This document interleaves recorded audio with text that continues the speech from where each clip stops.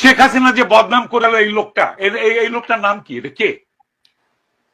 উনি একজন শিক্ষক। তাজুল ভাই, আমার মনে হয় আমিও শিক্ষক, আমি শিক্ষকদের শিক্ষক। ওকে, আমি বলছি এখন পদ্মা সেতু, rail line, metro rail, elevated expressway, third terminal, Hatirjheel প্রকল্প, পূর্বাঞ্চল 300 ফিট, উড়াল সেতু নির্মাণ, বঙ্গবন্ধু যমুনা সেতু, যমুনা রেল সেতু, সমুদ্র সীমা বিজয়, বঙ্গবন্ধু স্যাটেলাইট, রূপপুর পারমাণবিক বিদ্যুৎ কেন্দ্র, Karnaphuli tunnel, Cox's Bazar rail line, Cox's Bazar আন্তর্জাতিক বিমানবন্দর, ঢাকা ও চট্টগ্রাম এক্সপ্রেসওয়ে, দায়রা বিদ্যুৎ কেন্দ্র, রামপাল বিদ্যুৎ কেন্দ্র, মাথারবাড়ি তাপ বিদ্যুৎ কেন্দ্র, 119টি বিদ্যুৎ কেন্দ্র স্থাপন, পায়রা সমুদ্র বন্দর, 100টি ইকোনমিক জোন, 560টি মডেল মসজিদ, 1681টি মাদ্রাসা ভবন নির্মাণ, কওমি মাদ্রাসার স্বীকৃতি, উন্নয়নশীল দেশের উন্নতিকরণ, রোহিঙ্গাদের আশ্রয়দান, সমস্ত দেশকে রেলওয়ের আওতায় আনার উদ্যোগ, ফ্লাইওভার নির্মাণ, মহাসড়কগুলোকে 4, 6 ও 8 লাইনে উন্নীত করা, এশিয়া হাইওয়ে রোড প্রকল্প,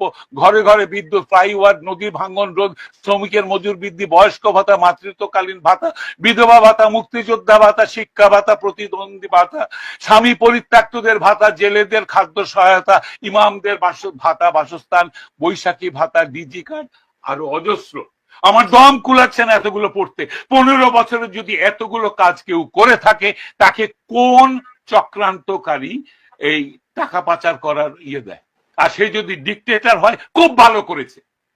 বাংলাদেশের গত 10 মাসে প্রমাণিত যে বাংলাদেশের ডিক্টেটরশিপ না থাকলে যে কোনো মানুষ যে কোনো মানুষকে মব লিঞ্চিং করবে, ধর্মের নামে করবে, হিন্দু বলে করবে, কপারে টিপ পরেছে বলে করবে, মাথায় হেজাব দেয়নি বলে করবে, মাথায় টুপি পরেনি বলে করবে, মাথায় জটা থাকলে করবে, মাজারে বসে ফকির হলে তাকে মারবে। মেরেছে, হাজার হাজার মানুষ মেরেছে এরা। ডিক্টেটরশিপ ছাড়া এটা কোনোদিনও কন্ট্রোল সম্ভব নয়। খুব ভালো করেছেন আওয়ামী লীগ শেখ হাসিনার ডিক্টেটরশিপ করে। তার উচিত ছিল আরো ডিক্টেটরশিপ করে এগুলোকে দমন করা। এইটাই আমি মনে করি।